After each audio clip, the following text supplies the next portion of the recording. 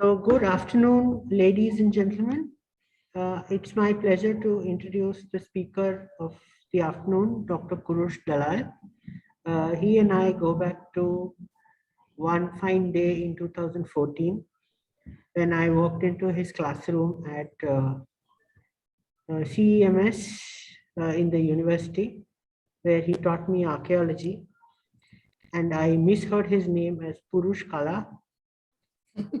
But that said, it's now nearly a decade, 2 years short of a decade since we've known each other. We've gone to do many interesting, fun things together. I have learned so many things from him. He is not just what he describes in his CV is such a small part of who he is. He's not just a culinary anthropologist or an archaeologist or a historian. You cannot put on your CV things like a great mentor, a great friend, a great conversationalist. I wish our CVs would allow us to do these things, but that's exactly how I know him. I think he is one of the leading lights of Bombay City's intelligentsia, and to generations of students, he does not need any introduction. The kind of adoration that he gets is without compare. Lest I continue this hero worship any further, ladies and gentlemen, I present you Professor Kurush F. Dalal. Thank you very much, Ramesh. That was horrendously flattering. Ramesh is completely biased. He's a good friend of mine. He was my student. He is my colleague and my friend. And he's completely and thoroughly biased. Please don't believe everything he says about me. I'm an absolute rapscallion and a rascal. That said, thank you very much to the Asiatic Society of Mumbai and the Mumbai Research Center for asking me to come and talk about Mumbai and the freedom struggle. This is a very, very dear lecture to me. I keep learning every time I speak, so I expect to be corrected by you all. I expect a lively discussion at the end of it, and I really, really look forward to you all coming and sharing with me. I will be very happy to do as long a Q&A as you require. So thank you very, very much, Professor Nalwala, and the rest of the people over here. There's Venkat over here and a few others that I know. So thank you very much for being here. And without wasting any more of your time, I think I will share screen if host allows me to do that. Go ahead, sir.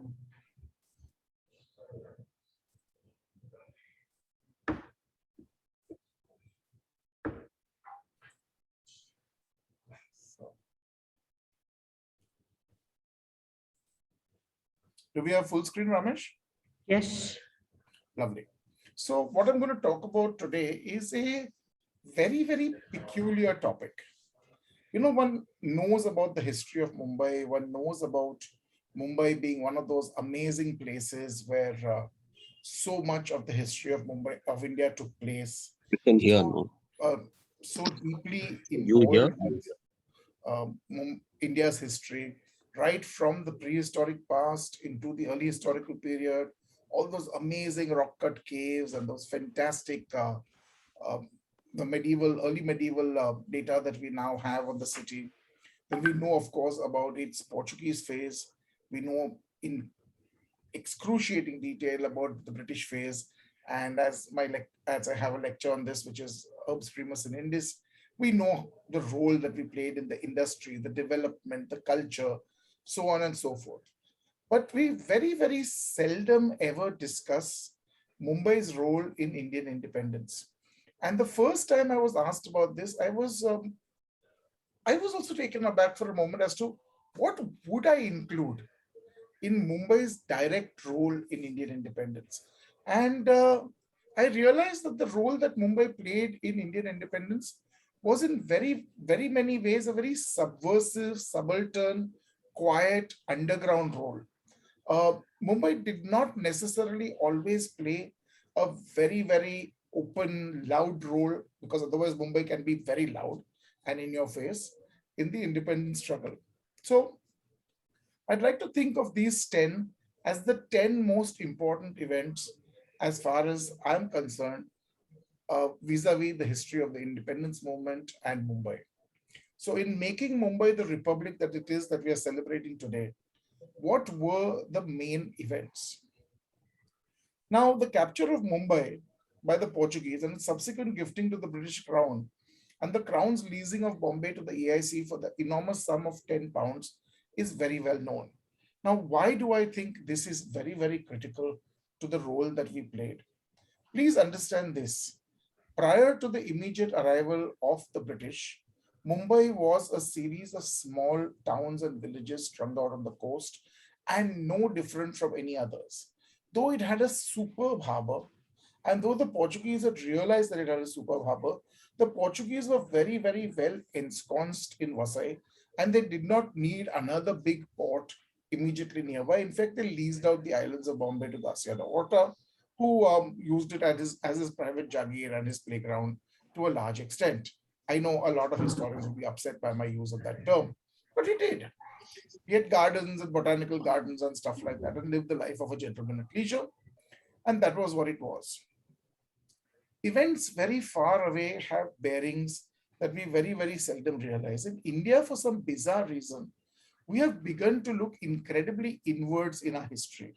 We don't realize that we are part of a much larger world and that it is not as simple as we'd like to think. The history of India has been impacted enormously by events that seem to have nothing to do with India. So, to start off with, what you have to understand is that the British have had a very, very illustrious monarchy with one interregnum that they would like to not really talk about. This is the interregnum created by the great dictator Oliver Cromwell, Lord Protector of England, when he got rid of Charles I, actually got rid in a very, very physical manner. They beheaded him. Poor Charles lost his head. His son was forced to flee to France to escape. And the Lord Protector of England, Wales and Ireland and all of that, emptied out the British treasury in trying to correct what he thought were the ills of the monarchy. I won't go into whether he did a good job or a bad job. Suffice to say, after the death of Oliver Cromwell, when the British monarchy was re-established in England, Charles II, who came to the throne, was absolutely flat broke. Absolutely and totally flat broke. He desperately needed money. That horrible man Cromwell had spent all his money. The only way he could make money in a hurry was by making an advantageous marriage. At this time, the King of Portugal was looking for a husband for his wife, or for his daughter, the Infanta of Portugal, Catherine of Braganza. History is very unkind to her. History says that she was an incredibly ugly girl, and nobody really wanted to marry her. And her father had kept adding chunks and chunks to her dowry, and kind of getting it proclaimed far and wide as to what her husband would get. And there still wasn't much happening in that realm. She was almost married off to a Spanish general. She was almost married off to an Austrian nobleman, so on and so forth. They were all Habsburgs and they were all related to each other. But Charles realized that this was the best deal he was going to get, and he married Catherine. All kinds of things came to Charles in that dowry. It wasn't really that great a dowry, and most of what was promised actually didn't even get to Charles. But what was given to Charles were these islands off the coast of Bombay. I'm sure there was a beautiful brochure. There was an amazing ad agency. Bombay is full of ad agencies. So there must have been an ad agency that said, beautiful sunny islands, come and enjoy the sun 24/7 or whatever, drink margaritas by the beach. He had these islands and he didn't know what to do with them. So he promptly leased them at £10 per annum to the East India Company, which didn't quite know what to do with them either. But this event, the giving of Bombay by the Portuguese to the British, was to have the ramifications that created the Bombay and the subsequent Mumbai that we know today. Now, so this is one major event taking place in Europe, which is impacting the existence of Bombay per se. The second most important thing that happened apropos Bombay was thanks to Shivaji Maharaj. Chhatrapati Shivaji Maharaj desperately needed money, very much like Charles. But he really wasn't going to get a lot of money by marriage to anybody. He decided to raid the number one Portuguese port, the number one Mughal port of that era, or virtually the only Mughal port of that era we're talking about, the port of Surat. Shivaji sacked Surat twice. He took lots of ransom from various European factories and from the people of Surat itself in 1664 and in 1670. This made the British realize that it was a very, very expensive proposition to keep working from Surat, which was as it is congested, and where they were being forced to, give out these enormous sums of money. And the British were absolutely chingus Marwadis when it came to that, poor guys. And they really didn't want to give out any of the hard-earned profits. They realized that they had this amazing island or set of islands. It's actually not 7 islands. The 7 islands are more of a myth than anything else. It was one massive 8-ship island, which was in the center, and the small island of Colaba attached to it.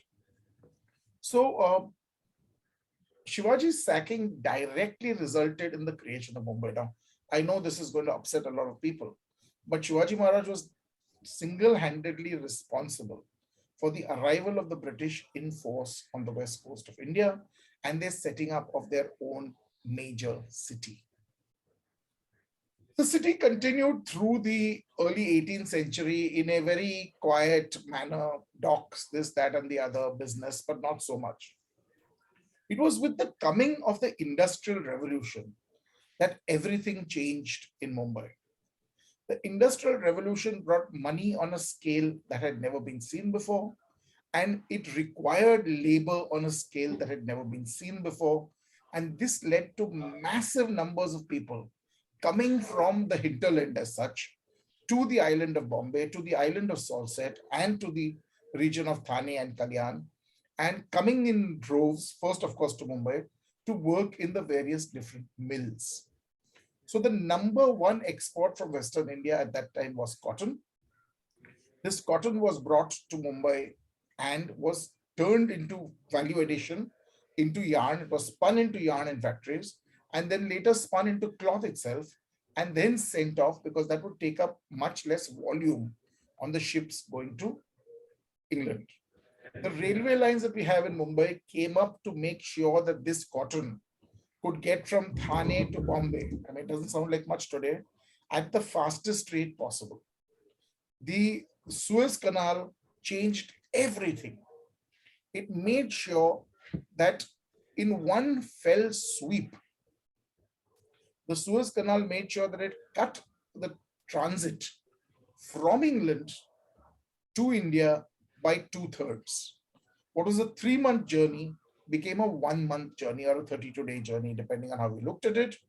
And this made business with India even more viable. And Bombay became the number one port from which all the goods of India were now being funneled to England.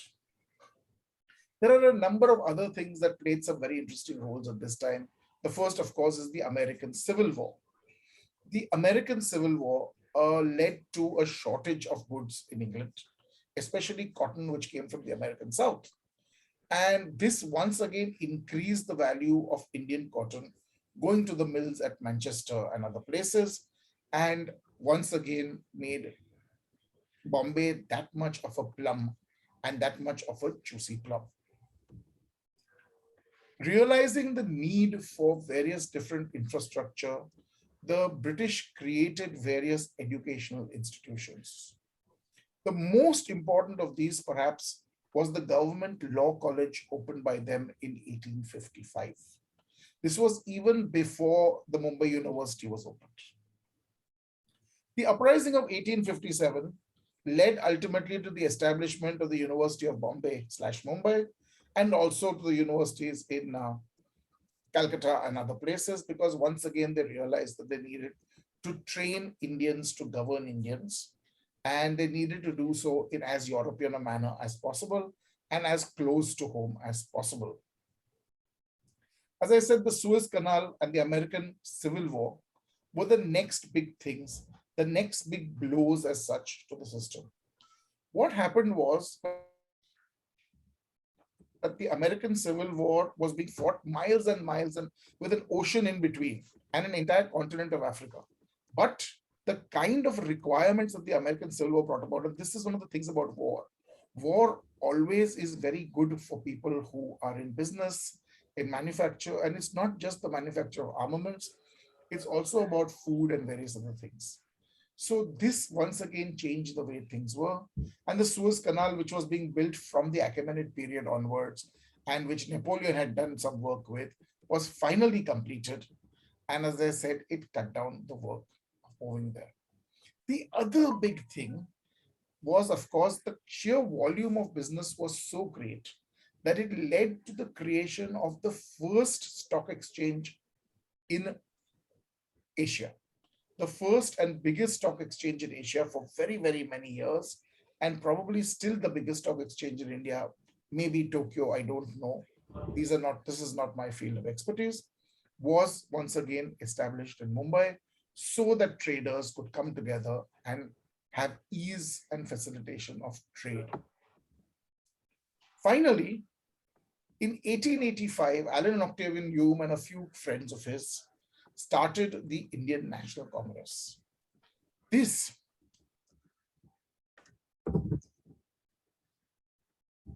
was finally a seminal moment.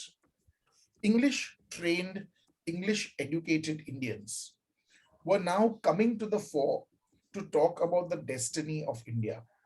And this is something that might be seen very, very, very harmlessly by most people in the British.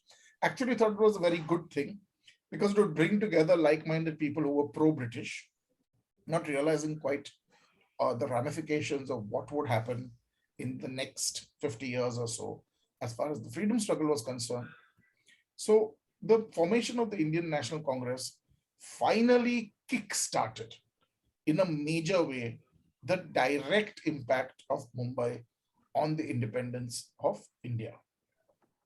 So the University of Mumbai was started, and this is of course the famous Rajabai Tower, not the Rajabai Tower. And she was renamed the University of Mumbai in 1996. It was always the University of Bombay. And by the way, ladies and gentlemen, Pune had a university slightly before us, but that's a different story for perhaps another day. Now, who are the people that came out of this university? And why do I say the university was such an important device in the freedom struggle?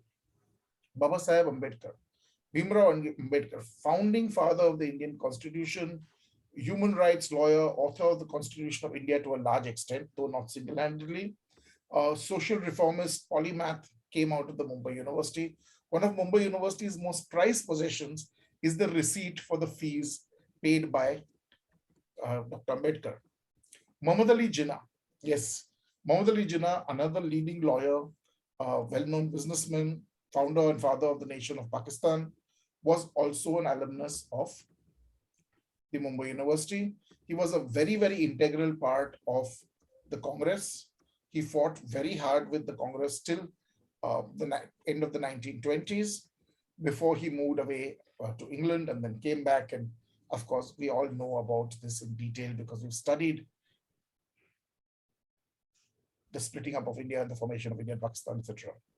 Before them all, and a major guiding light for them all, was Dadabai Naoroji, intellectual, educator, cotton trader, early Indian politician, the very first Asian to sit in the British House of Commons. This man, with a British education, realized that it was not cricket what the British were doing in India, and he realized that he had to speak up in front of the British rulers, which he considered the British Parliament. And he went to England and was elected from England. Remember this. He didn't get elected from India in a seat in the British Parliament or something like that. There was nothing like that. He went to England and got elected there. Now, this was quite amazing when it happened. And it couldn't have happened if it hadn't been for certain political movements and social movements that were taking place in Europe at that time. But that again is not really what we are here to talk about. Dadabai Naoroji also criticized the British very, very openly. He published his very famous book, Poverty and Un-British Rule in India, and he created absolute mayhem amongst the intelligentsia with that publication. He is not called the grandfather of the nation for nothing. He influenced virtually everybody, including his contemporaries and especially his juniors, like Mohandas Karamchand Gandhi. Yes, Mahatma Gandhi was heavily influenced by Dadabai Naoroji, as were Jinnah, Nehru, and many, many others.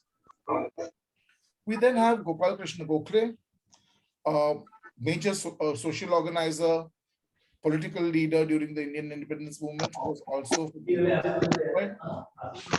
Lal Krishna Advani, a young freedom fighter for India at that time, way before the BJP was even a glimmer in anybody's eye, also from Bombay University. Lokmanya Tilak, imagine that.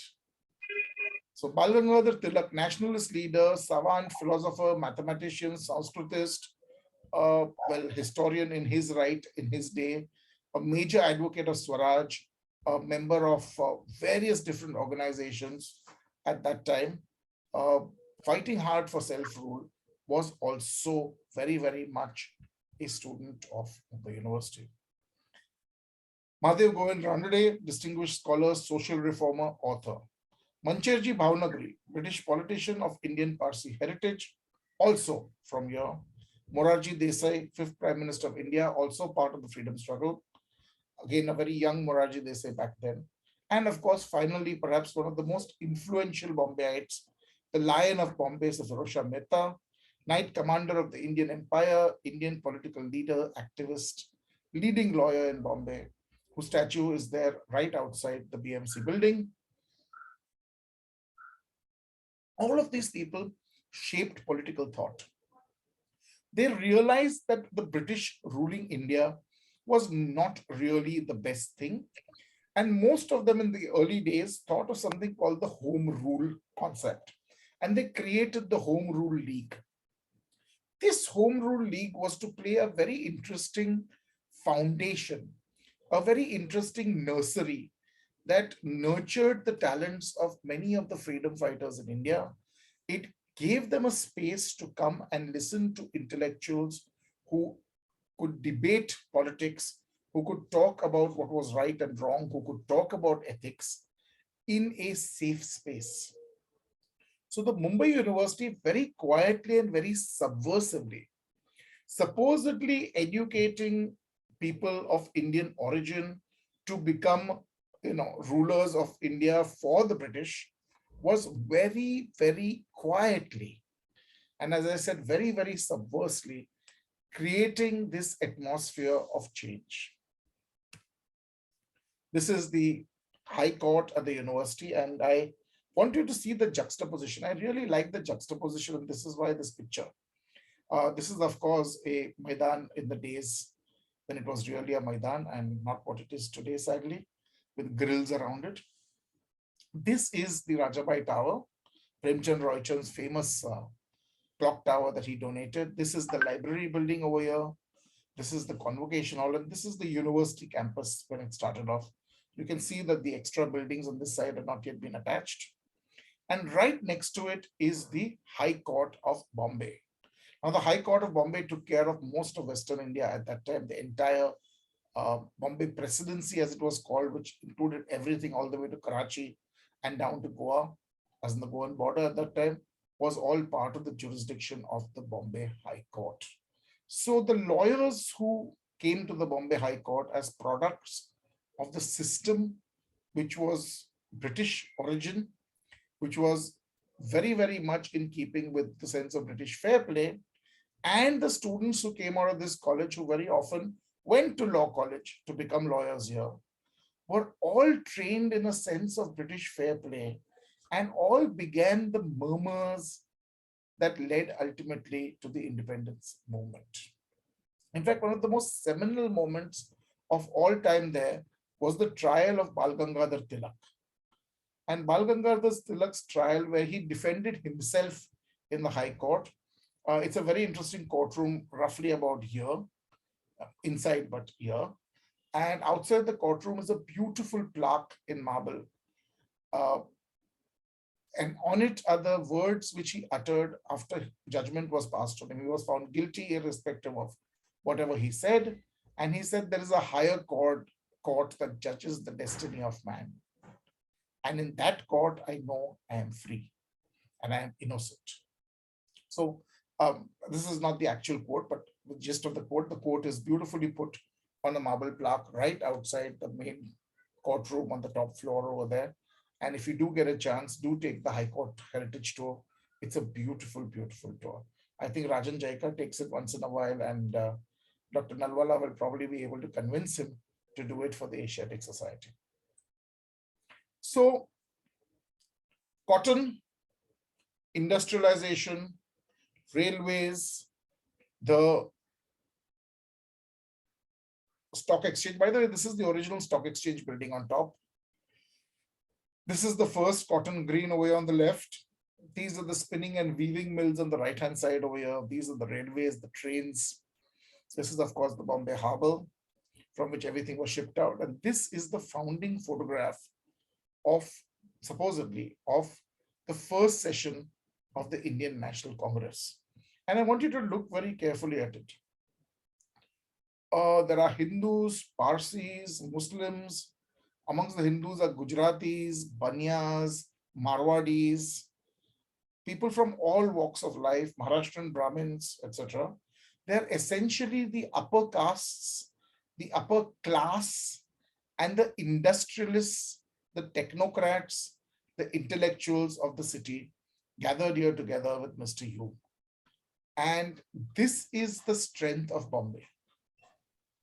The quiet strength of Bombay was in the money that was made by the people who made it in Mumbai. And they came from all different walks of life to the city. Very few were autochthons of the city, but they all came here, they made their money here, they were educated here, and they thought of a free India. The single largest event directly related to the independence of India in Mumbai was the Quit India movement. Now, this is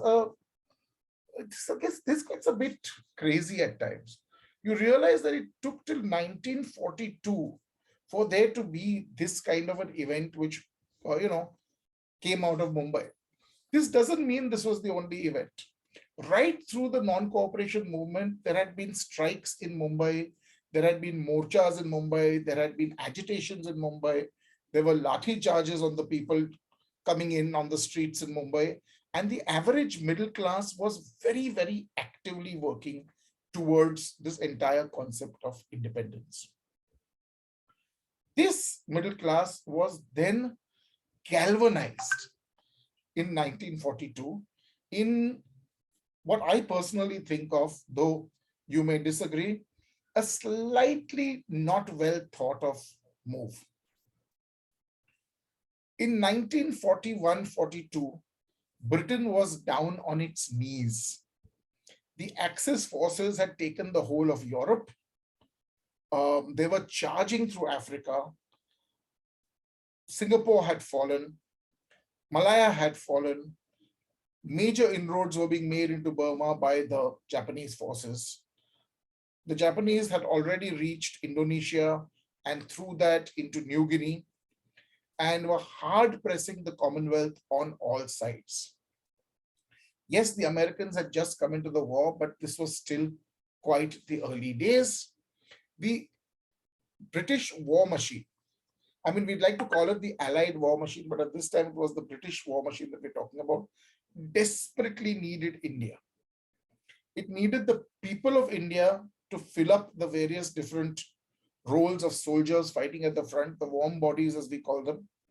It needed the technology of India to manufacture various different things. People might say that there were no great gun factories in India or armament factories in India. That is actually not true. There were tons of them. But Bombay was responsible, along with the spinning and weaving mills, for uniforms, for tents, for cots, for stretchers. And it was also very, very important for convalescing wounded troops to be brought to. Troops from the African theater were being rushed by ship, hospital ship, through the Suez in a continuous stream to Mumbai, and Mumbai was playing host to an enormous number of wounded soldiers. So this was a very big contribution, to the extent that, if I remember right, a lot of public buildings at that time were actually taken over by the British and used for various purposes, including as hospitals. And then the troops in slightly better shape were sent up to Devlali for R&R. And many of them were absolutely nuts, waiting to be transferred out of Devlali with nothing to do, and coined the term going Dulali, which meant going slowly mad, sitting and waiting for something to happen. Well, it was in the background of this that the British realized that they needed to make their peace with the Indian freedom movement, and they needed to make their peace with the Indian National Congress, and they needed to make their peace with Gandhi, all three of which overlap, but all three of which were not the same thing. By this time, Mohandas Karamchand Gandhi was, as he said, never even a 2 ANA member of the Congress, but was virtually the person who pulled the strings of the Indian National Congress. Negotiations started under the Cripps mission, and these negotiations were to bring India into the war effort in a very, very official manner. India had been dragging its heels in throwing its lot in, and the political parties were making sure that there was a go slow in many places. So the Cripps mission was to make a deal, and whether you are making a very long story short, of course, over here, generalizing, but was to basically agree to give India independence at some point in the future and make many more concessions if India threw itself wholeheartedly behind the war effort. And the Indian National Congress was a very important player in this. Gandhi realized that India had the British against the wall. Now, whether he completely understood the situation or not is something I have always asked myself. I think that he underestimated his strength, or rather overestimated his strength and underestimated the resolve of the British.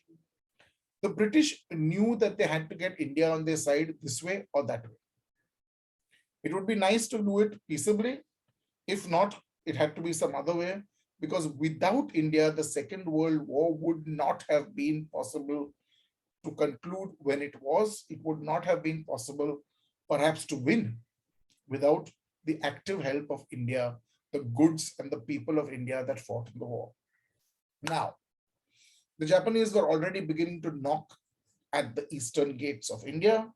The British were in trepidation, and the Cripps mission came to make a deal with Gandhi, and Gandhi held out for everything. He wanted it all. He wanted an absolute guarantee of independence within a fixed number of years. And he said, if you don't give us that, we will not cooperate with you. He was quite sure that the British were pushed to the wall and they would have to cooperate. What he didn't realize was that the British could not pay that price at that time. And this is something that is really sad. They could not pay that price at that point, and they chose to call Gandhi's bluff. The Cripps mission failed, and Gandhiji, who had planned for the Cripps mission's failure very much, gave the famous Quit India movement the go-ahead. Now, everybody thinks that it was all very impromptu. Gandhi had the speech at August Kranti Maidan, and on 8th August of 1942, he declared do or die. It's actually not as simple as that. The Quit India movement had been organized way in advance. Gandhiji, along with the Indian National Congress and its Karyakartas, knew exactly what the British would do. They knew that the moment the call was given and that the leaders went out to tell the assembly, populace all over the place, that they would be arrested by the British. Because the British had absolutely zero patience policy at that point.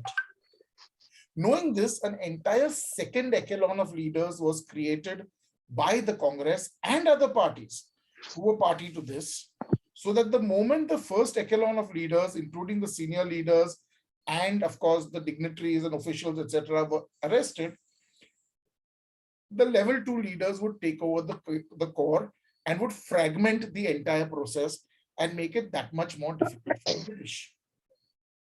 Knowing that even these people would be identified, there was a third layer that was created of virtually unknown people in the Indian National Congress and the freedom struggle who had been selected by the second echelon to even further fragment this and virtually turn it into some kind of a guerrilla operation with a third echelon of leaders.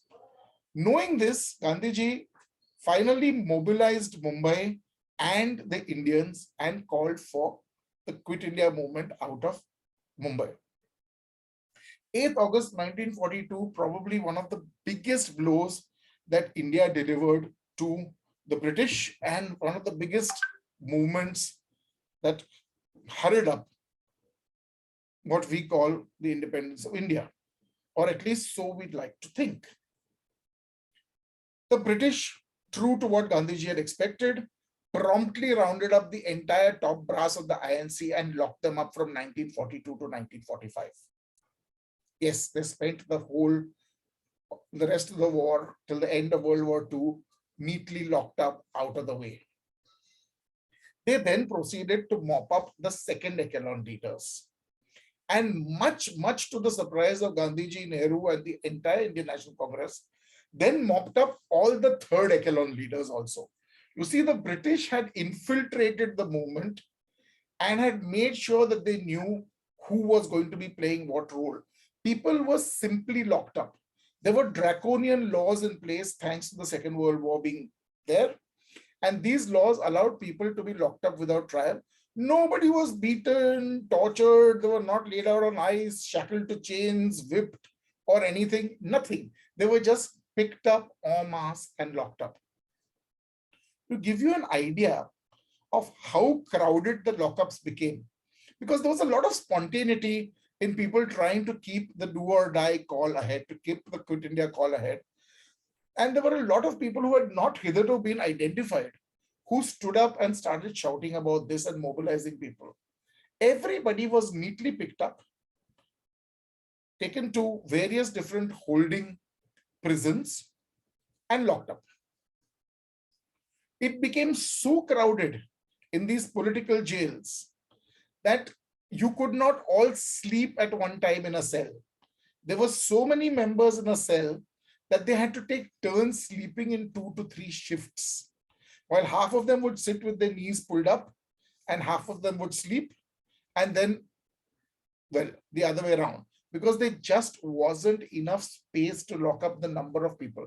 They were all well fed, they were given paper and pen, and they could write letters that were censored by the British, and they could keep records as much as they wanted to of whatever they wanted to, but they were just not being let out to stop the British efforts. It did make a difference, especially in 1942, in the early days, or through 1942, the Quit India movement did acquit itself very well. Sorry for the really bad pun, very unintended. But though it told the British that it was too late for them to be in India any longer, it did not sadly really give us independence. The British realized that India was ungovernable, that it was impossible to put the genie back in the bottle.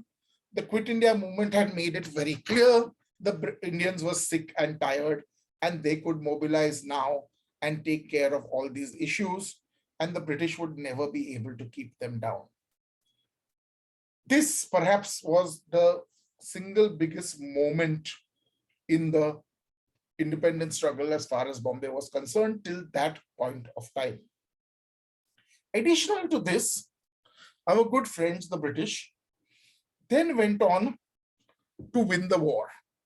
It was touch and go, Kohima, Imphal, Shak, and then the march into Arakan, and from Arakan all the way to Rangoon by the 14th Army, the Forgotten Army, is now considered one of the greatest military offensives of the Second World War. The Africa Corps, etc., played a massive role. Bombay shipped out millions of tons of ammunition, soldiers, and equipment through the Suez Canal. We continuously propped up the entire British Army in Africa.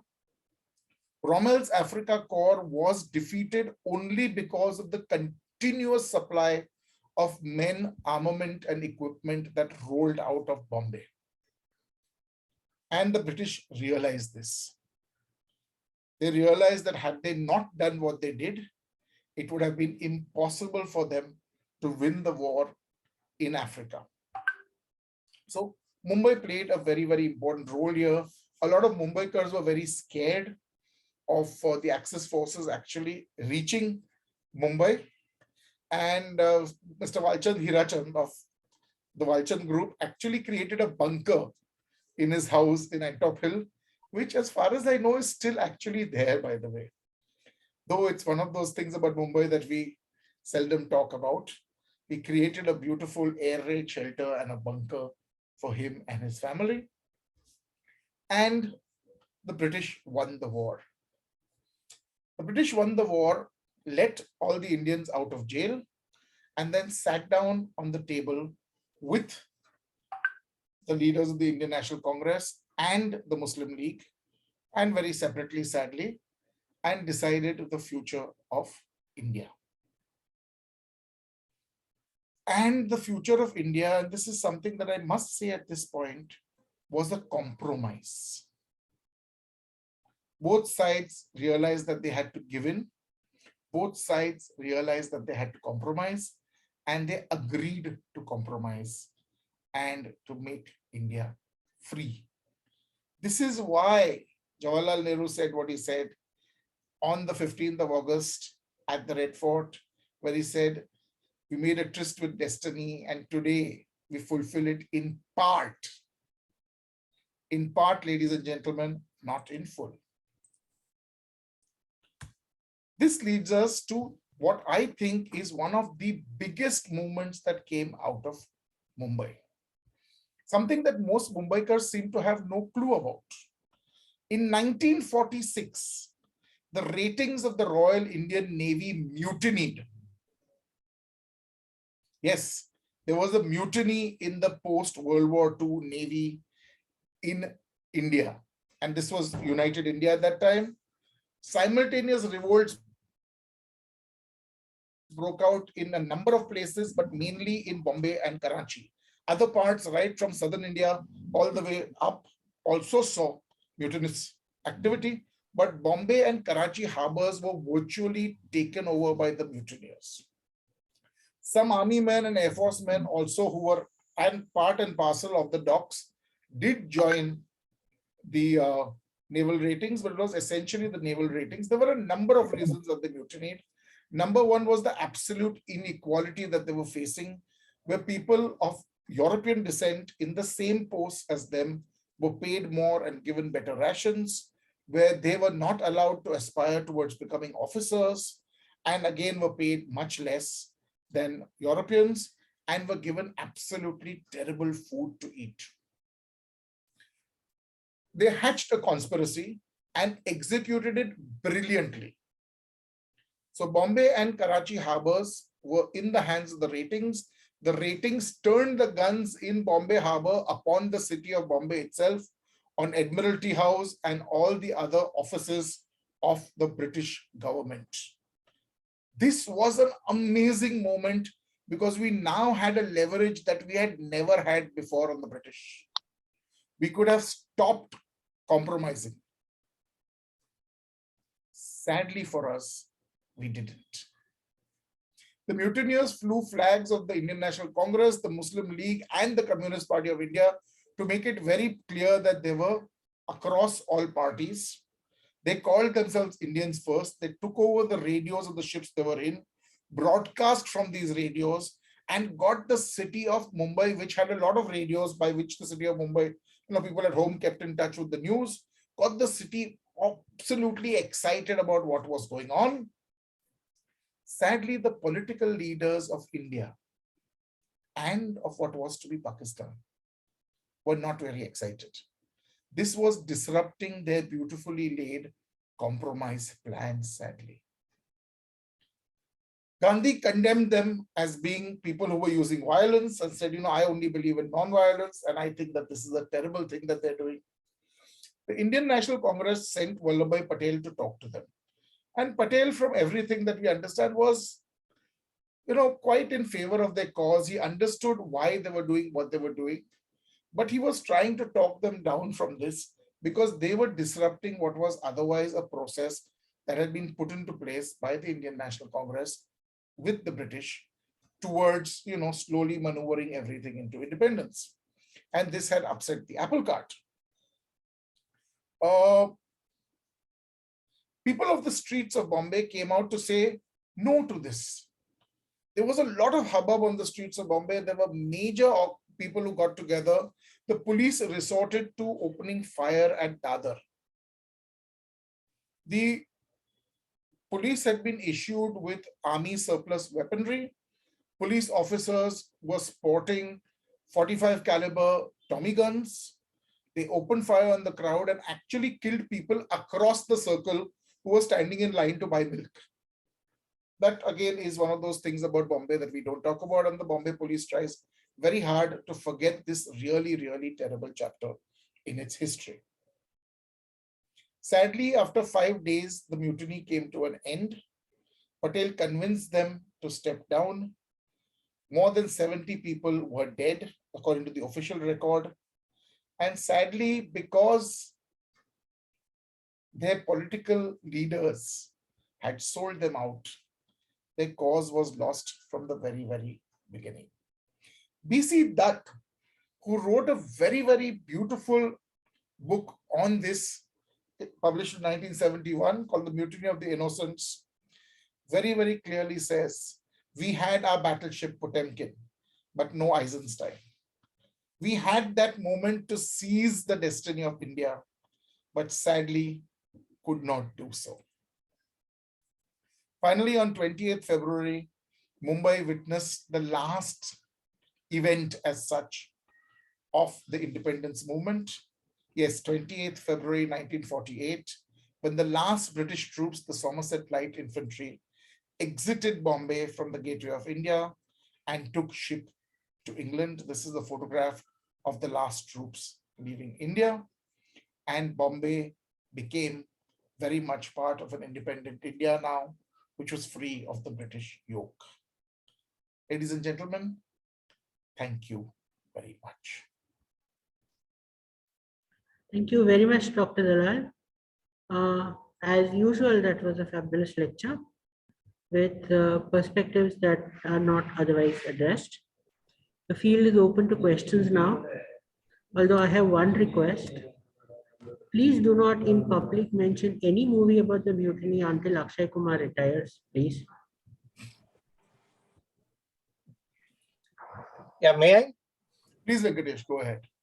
Thank you for a very fine lecture, sir. So I have 2-3 questions. Probably they could just help us get a lot more from you on few more aspects. And probably if you could tell us something about the mill owners, because the mill owners, as we know, were always in part of the larger British economy. What was the role of certain mill owners, if any, in the freedom movement? Number one. Number two, probably you could also tell us something on the role of the leftist movements, the workers, the mill workers in the freedom movement, if any.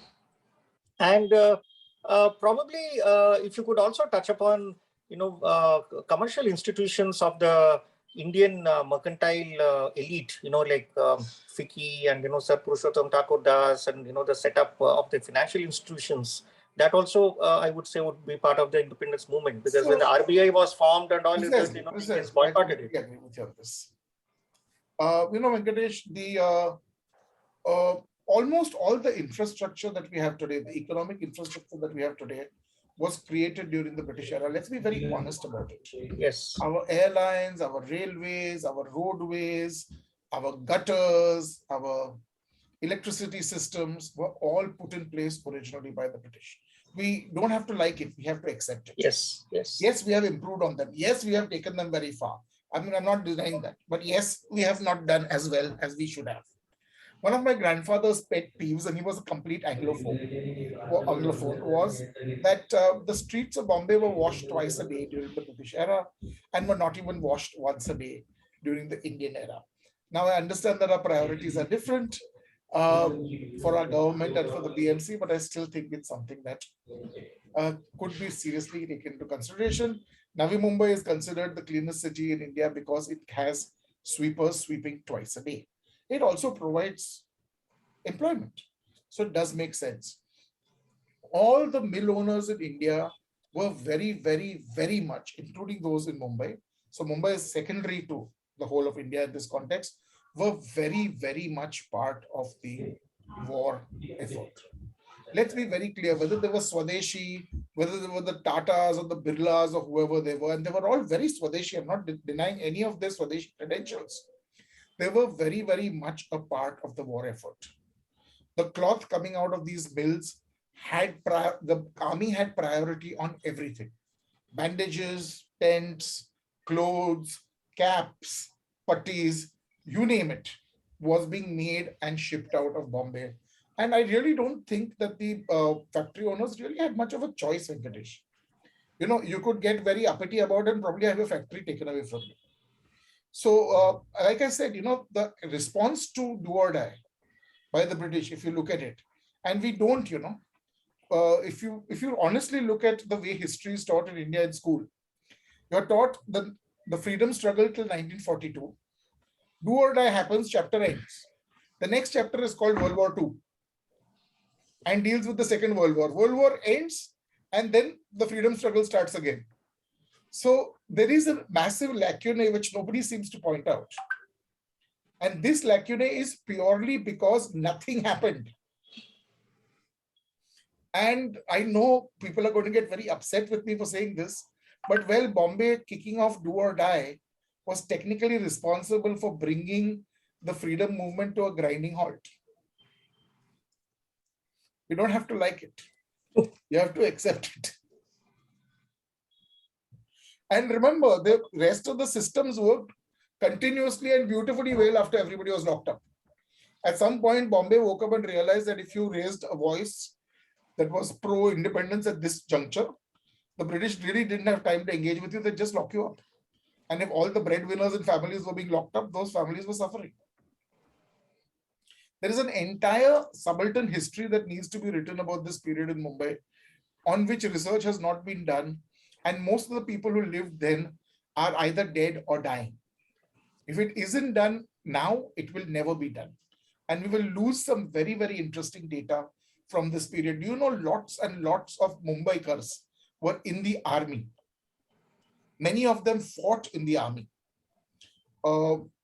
My boss, Dr. Mugdha Karnik's father, died at Imphal when he died when she was 3 years old, but he fought at Imphal, sorry.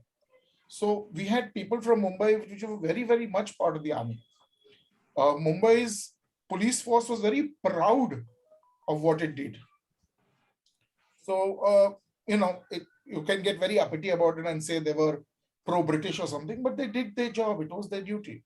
So a lot of small organizations and institutions were created which had either created in Mumbai or had cells in Mumbai. For example, the Theosophical Society. You know, the Theosophical Society has its own peculiarities, but it did play its own role in the freedom struggle. The Theosophical Society, the Home Rule League, so many other organizations like this, okay, played their own role very, very quietly in this.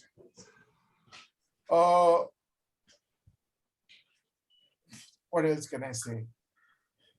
There was, of course, the Bombay Plan of the import substitution industrialization, and the Bombay Plan was supposed to be published in 1944-45 by leading Indian industrialists. It talked about state intervention in economic development of the nation, after independence from the UK.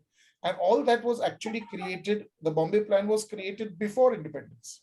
So it was in 1944-45 that J.R.D. Tata, Ghanshyam Das Birla, Andeshwar Dalal, Lala Shriram, Kasturbai Lalbhai, Adeshwar Darabshah Shroff, Purushottam Das Thakurdas, and John Mathai came together with the Bombay Plan. There were two editions of the Bombay Plan, and the Bombay Plan, well, was sadly never really implemented.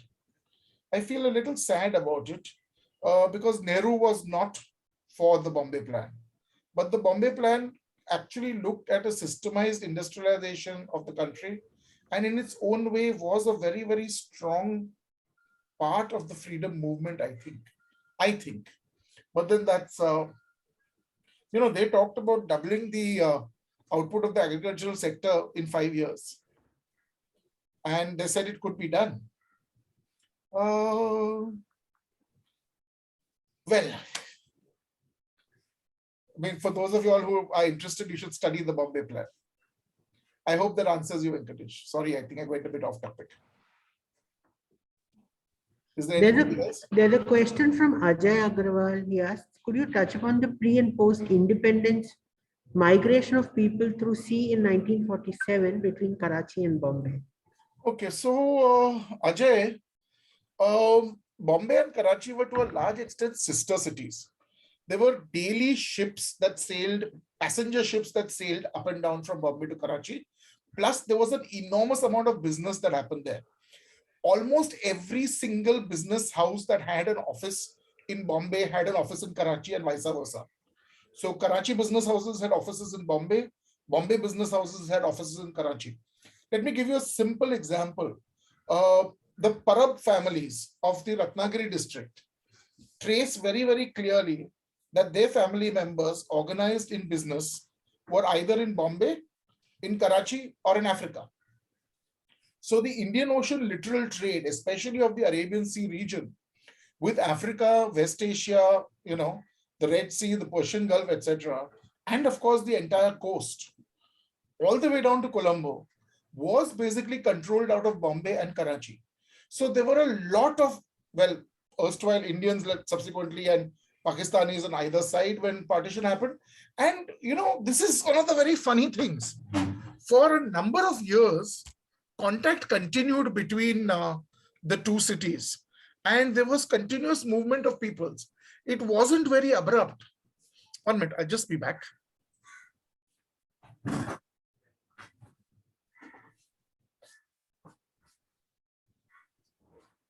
Meanwhile, please type your questions. I will take them up one by one.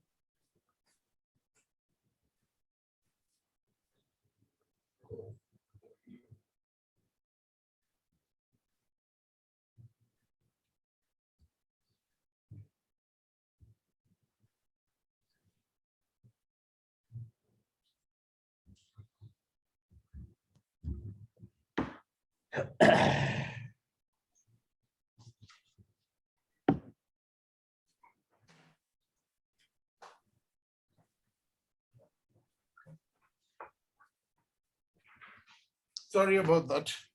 So there was continuous movement in both directions. And the movement of people from Bombay to Karachi and back happened in a rather systematic manner. Okay. I don't know how to put it to you. A lot of people dismantled their businesses and left either way and left behind token presences. Indians continued to work in Karachi in a lot of businesses, even after partition, and held very senior positions. A lot of American companies working out of Karachi, for example, General Motors, had managers who came from Bombay. So, it's very, very interesting. The salt satyagraha in Bombay that Taranjot asks about was a very, the salt satyagraha to start off with was tokenism. Nobody was actually going to be able to make enough salt to really use for themselves. And it was just a major barbed dig that Gandhi was taking at the British control of salt. So right from the, at least the Shilahara period, that's about the 12th century AD, and perhaps much earlier, salt has been a critical commodity that has been governed by the government, by the powers that be. And rewards of salt land have been given out in Bombay, and we have very interesting evidence of the same. So the salt pan land, that is. And many of the villages set up on the coast of Bombay, especially the agri villages, were essentially that, salt pans, salt farms.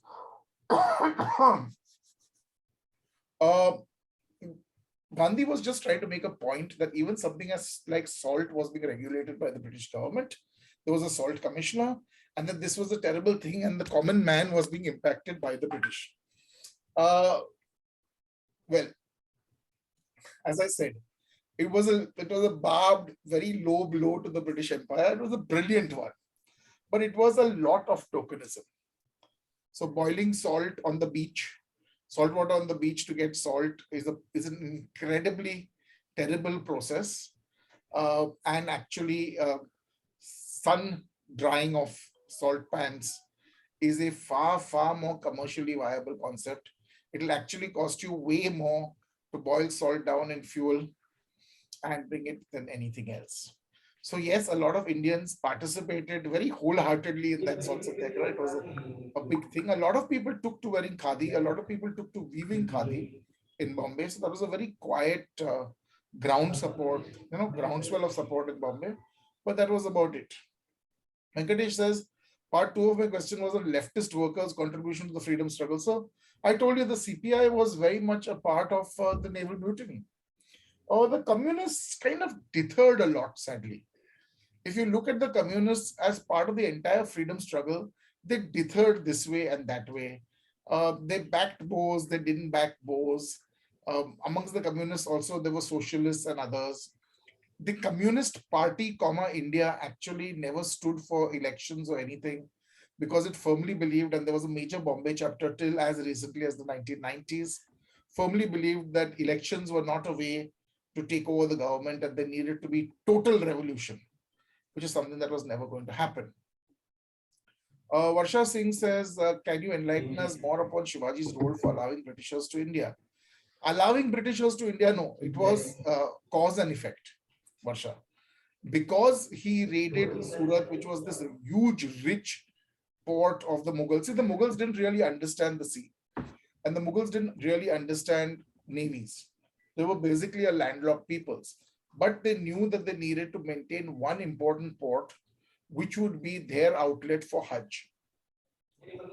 It's very, very interesting. During the period of Shah Jahan, actually, the Jagir of Surat belongs to Mumtaz Mahal. And after the death of Mumtaz Mahal, it belongs to her eldest daughter, Jahanara Begum. So she has independent monies of her own coming into her. And the Empress of Hindustan had them before that. So any and every European coming by sea would have to come to the port of Surat and then wait to get what was called, well, a passport as such, to go and be, taken to Delhi to meet the emperor. Understand this, that according to economists, 24.5% of the world's GDP came out of Mughal India. India was rich. Okay, really, really rich at this time. So Shivaji Maharaj, when he needed funds, raided Surat. And what he did was, instead of just destroying property, he held them up for ransom and said, if you pay me this much money, I will not destroy this much. Now, these repeated raids of his, the 2 raids that were there in 64 and 70, they disrupted the entire business. And therefore, the British decided to move to Mumbai, which was outside the ken of the Marathas and which would be owned solely by them. So they wouldn't be paying local taxes to the Mughals and the local government and then getting raided and paying, protection money to the Marathas. So this is how inadvertently, very unintentionally, the raids by Shivaji on Surat resulted in the growth of Bombay. That's a very important thing to know in history. What you do is based on your current judgment. How it will, what consequences it will have can never be predicted. People saying this one did that and this one did that, they did what they thought was right in their time. You can't hold them responsible that way. No. I mean, sorry, that's just my... Gandhiji didn't allow any woman to join the Dandi March. Yes, he didn't want women to be there, but you will be surprised to know that a large number of women actually were part of the Dandi March in the sense of the Salt Satyagraha, not necessarily the Dandi March directly, but well, other than Dandi March, the other places where the Salt Satyagraha took place, they were very, very much a part of the. In fact, I think there are some pictures of Chowpatty Beach, okay, during the Salt Satyagraha, and you will see women boiling pots of salt over there. In fact, if you go to mkgandhi.org, you will find women very much with him at Dandi.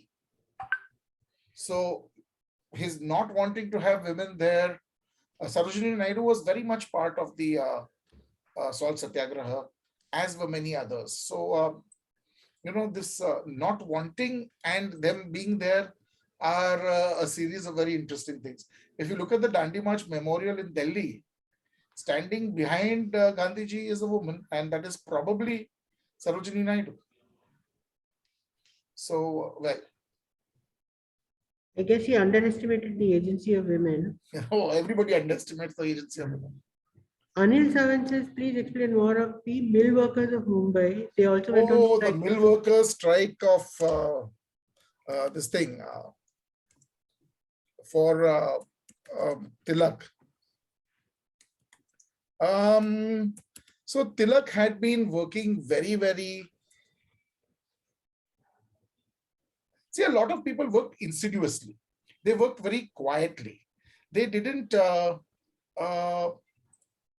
directly confront the government. Bal Gangadhar Tilak's, so yes, you can definitely include that. Yes, I should include that. I will do so the next time I give this speech. Bal Gangadhar Tilak's very quiet movement of the Ganesh pandals was essentially to get around the British not letting people come together for political gatherings.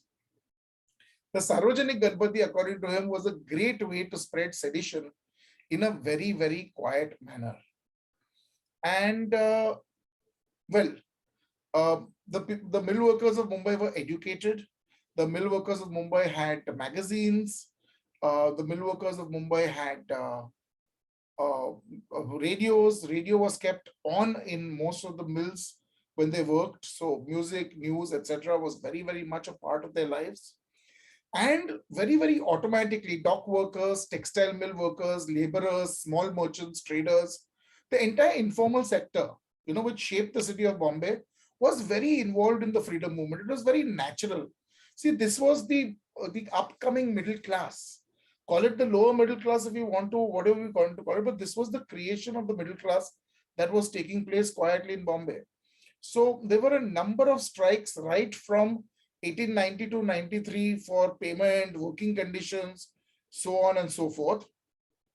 And in 1908, when Tilak was arrested, and Tilak had by then become a great icon of the mill workers, thanks to the Sarvajanik Ganpatis, etc., that he was doing, there was a major strike, when he was sentenced to 6 years of imprisonment in Kalapani. All the markets in Bombay were closed on July the 22nd. They remained closed for an entire week. And Bipin Chandra has written in India's struggle for independence, that the workers of all textile mills and railway workshops went on a strike for 6 days. It was a token strike, but it was a very, very clear strike. The army had to be called out by the British. Sadly, the strike did not support a movement as such, but supported an individual whose movement it was. But yes, very, very much it was. There was firing, there was gunfire in the streets.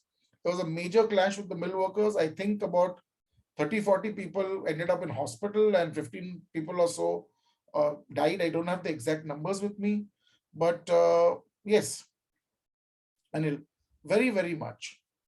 So Arun, you've got your hand up. I hope, Anil, that answers you. Arun, you got your hand up. Please Dr. Gurush, thanks. Great insights. And I just wanted to ask you, would it be actually right to say that in one way, Bombay was an antithesis to the independence struggle that was happening across the country? Because in one hand, there was this entire rest of the country, which even today is rest of the country, where the farmers were not just in the hands of the British, but even in the hands of our own zamindars being exploited. They had their own issues. And here we have this whole business community and the whole city, which actually doesn't want to displease the British. They, because their business is going to get affected. And like in your own words, the breadwinners will go to jail. But there was this whole farmer, the entire country where people were actually suffering. And they also, they had their own independence struggle against the British. And in some way, Bombay was actually, in one way, supporting the British for a long time till actually it got affected in some way. And so this conflict of Bombay's role, in comparison to what was happening in the rest of the nation, how is that viewed? Because, like you said, the farmers were worried about getting exploited, uh, and here we are worried about cleaning, roads being cleaned twice a day, and our breadwinners going to prison. So there was two different uh, views of independence struggle, the Bombay and the rest of the country. This is what I kind of wanted to ask you. Okay, so this is a very sensitive question well,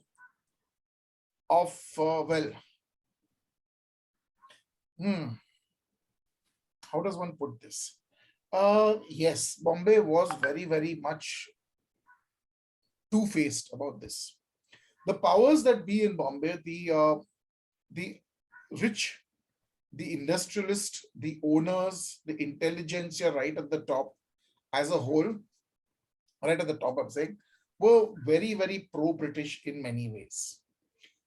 Let's not, choose any other word but that. They were basically businessmen. Their business was business, and it was very good with the British, and they didn't really want to see any disruption. That said, it was the people, the middle class people of Bombay, the educated people of Bombay actually, that were very pro-independence, and the newspapers of Bombay played their own role. Along with the newspapers of Bombay, you also have the radio in Bombay, and of course the radio was heavily censored by the government, but a lot of newspapers existed in Bombay.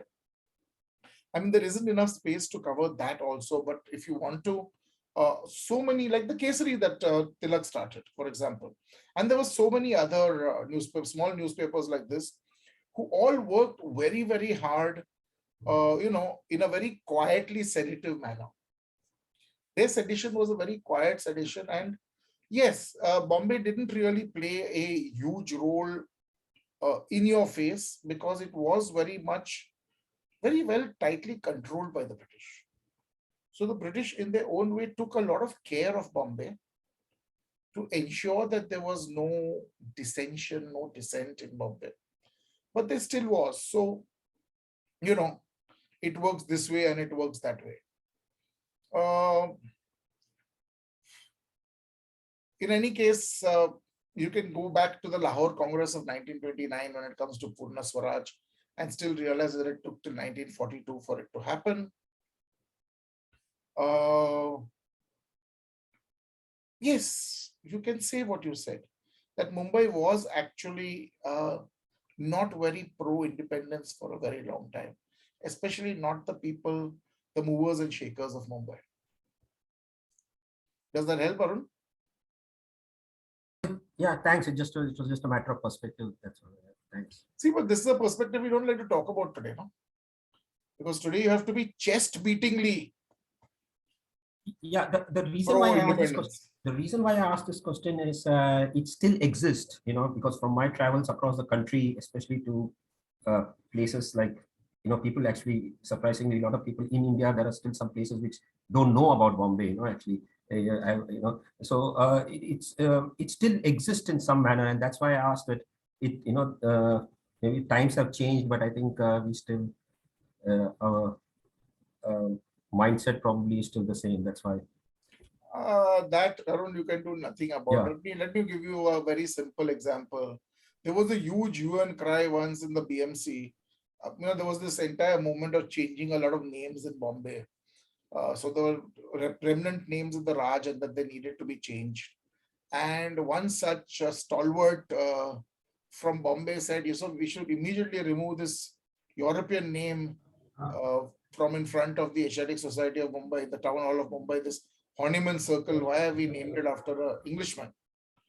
And half the newspaper people in Bombay went livid about it and said, "What is wrong with you?" I mean, number one, Hahnemann was Irish; he was not English, which to us doesn't make a difference. To them, makes a huge difference. And he continuously exposed the activities of the British in India in the British press. And he was a great defender of India. And this was why, in honor of him, after independence, Hahnemann Circle was renamed. Similarly, there was actually a move to change the name of Lady Cama Road because it was named after a French woman, according to one gentleman in the BMC. And the other corporators had to tell him to quietly sit down and say, "You have absolutely no idea what you're saying and stop talking through your hat." So yes, our being in the dark about these things is classic. There's nothing you can do about that. Yes. Smriti would like to say something. Yes, Smriti is next. I can see your hand up, Smriti, please. Yes. Thank you so much, Kurush, as always, a great thing. But just coming from where I do my study and writing on this, couple of points. I thought you'd sort of, skipped out on the role of the press in this freedom struggle. And it's a little too deep and it's symbiotic. There's no other way to look at it. But you referred to that later, just now in the last few minutes when you were talking to Arun.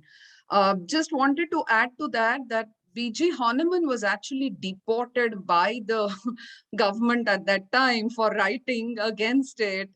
Yeah. And apparently the day he was to set aboard on the ship, Indians crowded when the hat went around and they gave him a purse because they saw B.G. Hahnemann, the editor, the journalist, more Indian than British or Irish. And he'd been fighting, Smriti, continuously for Indians and exposing.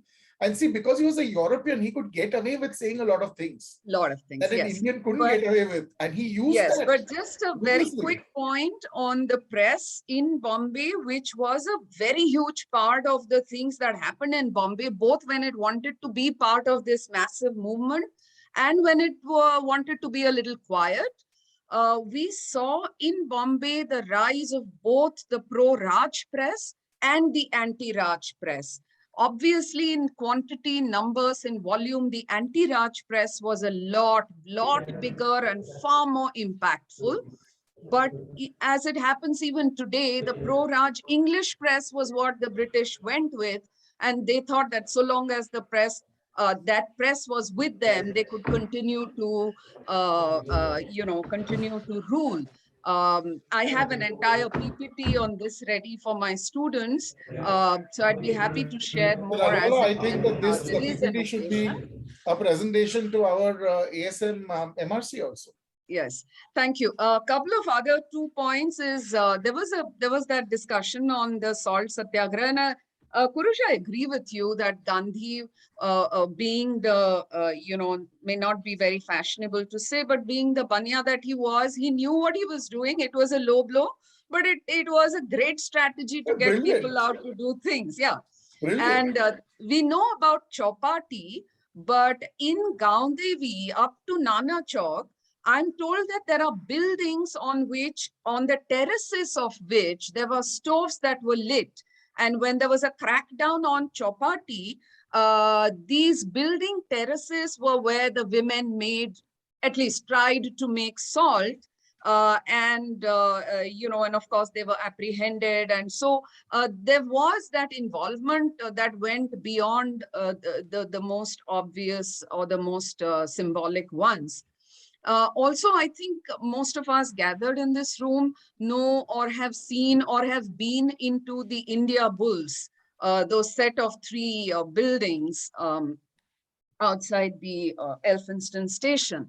That was really the Elfinston Mills. And the Elfinston Mills saw the first few bonfires and continued bonfires of the foreign cloth.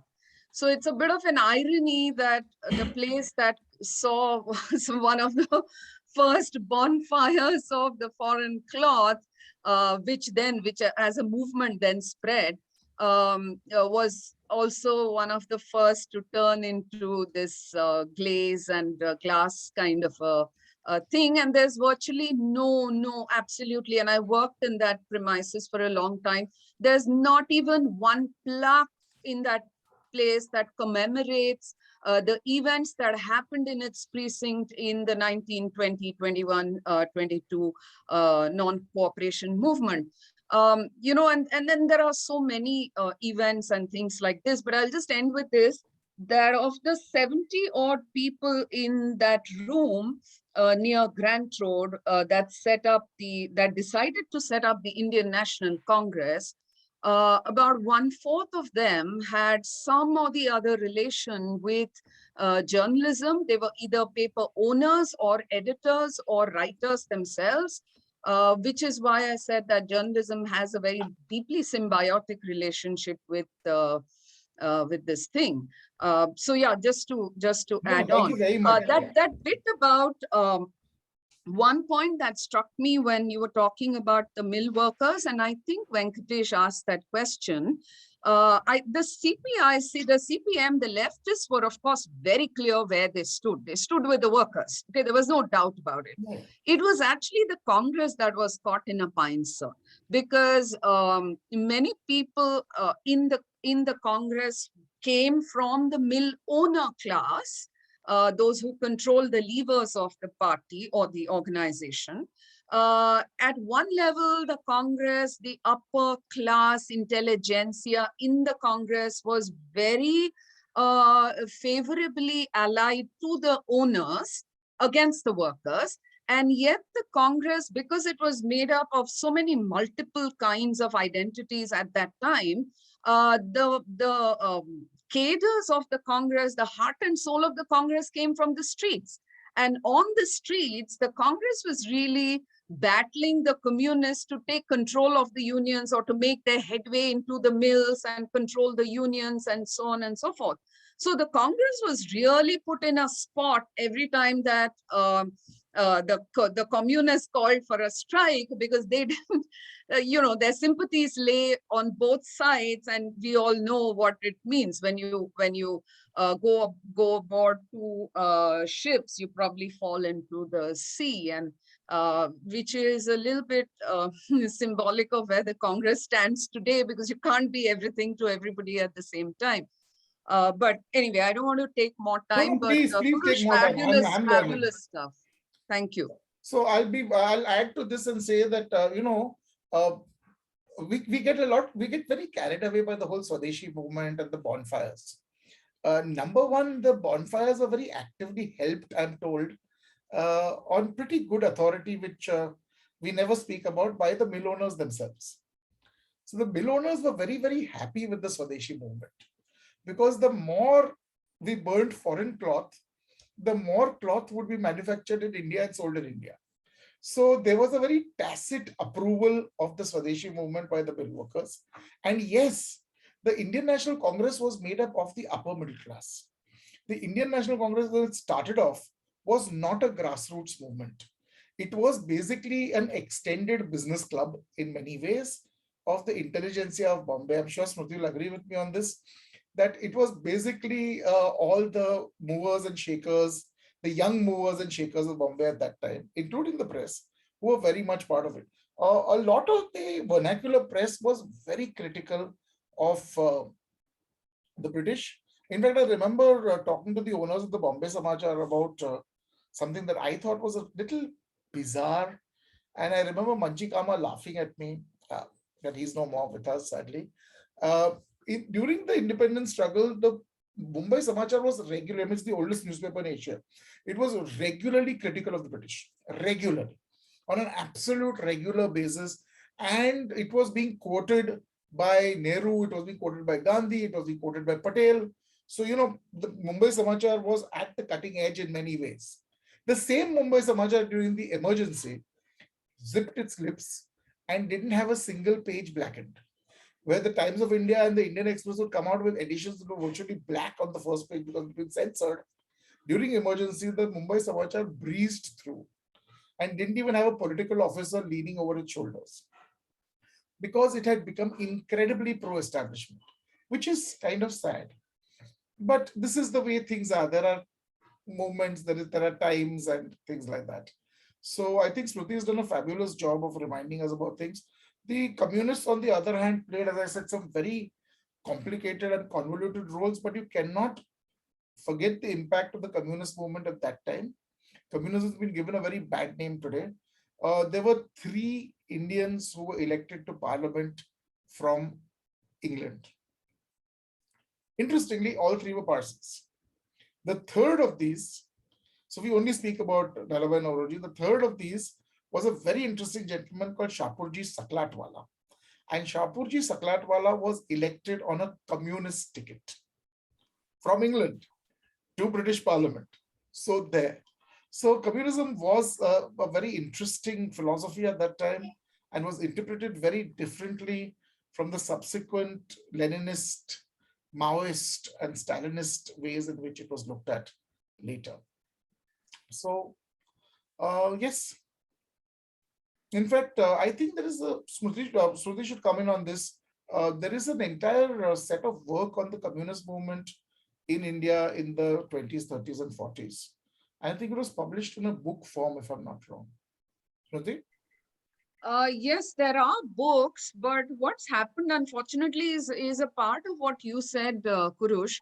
The communists' struggle was essentially a worker struggle in the mills and factories and engineering units and the dockyards and all of that. So wherever there was a working class, it overlapped with the freedom movement now and then, here and there. And therefore, it's given a very strange kind of a piquant kind of a color to were the communists involved in the freedom struggle or not, what was their role in Bombay and so on and so forth. What's happened, what my study tells me is that most of these records are what we find today with the communists, from the communists, about the communists. So it's a little difficult to take them impartially and Biased, independently. And yeah, and therefore I completely agree with you. We need a very thorough, independent look at the role. For example, Babu Genu, right? And Yes. I'm sure everyone here knows Babu Genu. So Babu Genu was inspired by sort of rainbow of ideologies, though his final act would be what would please the communists, I guess. So, it's many layered actually, and it's quite complex. So Babu Genu was, of course, the man, one of those who decided to lay down on the road to block the movement of trucks that was carrying foreign cloth, and one of the trucks actually ran over him. So he's considered a Martyr. Shaheed. Yeah, he is considered a martyr, and there's a Babu Genu Chowk, of course. But let me not take more time. No, Thank please you. take more time. I mean, as they said, they've got till 7 o'clock. There's a quiz coming up now. Okay. In some time. Yeah. So there was a lot of communism, and it was very interesting. I actually find the role of the communists in the Indian Mutiny very interesting, of the naval ratings in Bombay, that they were there. They were a very, very clear presence where the people were involved, and the people were the working people, not the owners and the intelligentsia, as I like to call them. But yes, there are a lot of, that has a lot of recordings of people who were there and who were shot when this happened. Yes. I think there was a lovely article in the DNA some years ago, when the DNA was still alive, on comrades in Mumbai, I think, or communists in Mumbai or something like that. So if there are no more questions, are there any more questions, Ramesh? I can't see any hands up. No questions now. Yeah, Smriti, we have a talk coming up on 5th of March by Teresa Joseph on Gandhi and the mass media.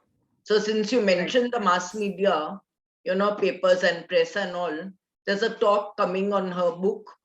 Her book is Gandhi and mass media. So she's going to talk about it on 5th of March. Yeah.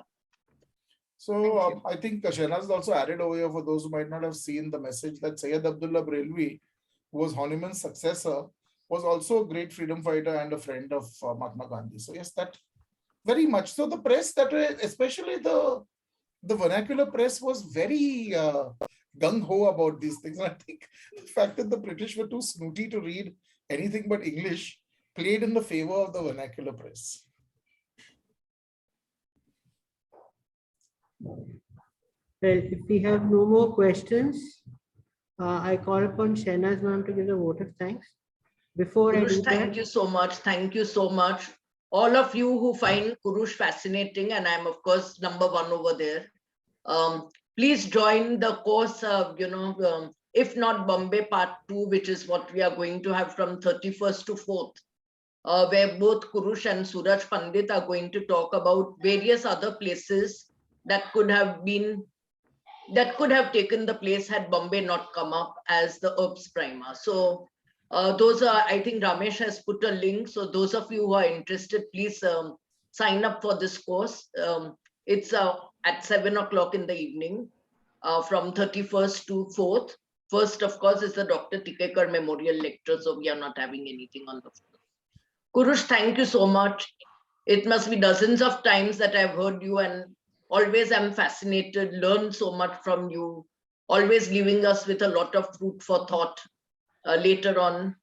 So thank you once again. Absolute pleasure. And I learn, like I said, from every time I talk about this topic. So I must take Smriti's this thing to heart and add the role of the press when I do this next time. So thank you very much to all of you all, and of course to Anil and Venkatesh and Yogesh and all those people who contributed to enhancing my understanding. And thank you very much to the Mumbai Research Center and the Asiatic Society and Ramesh and of course Professor Kurush, you are very much a part of the Mumbai Research Center and the Asiatic. So we are very proud to have you in our midst. Thank you. Okay, and at 3 o'clock we have a quiz coming up. And at 7 o'clock, there's a talk by Faisal Devji on Gandhi and silence. So please join in. Today we are having a lot of programs on the MRC front. Bye-bye, and thank you, everyone. Thank you for joining. Thank you. thank you, everyone.